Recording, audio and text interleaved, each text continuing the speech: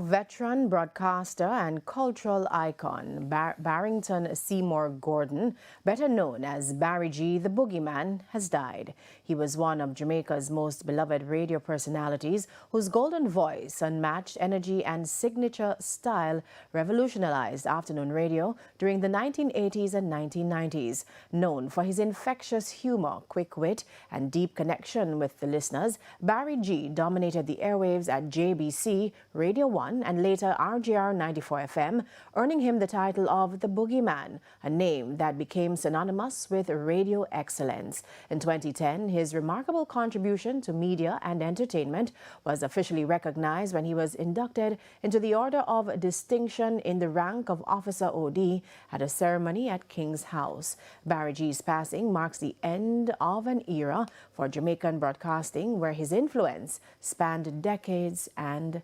generations.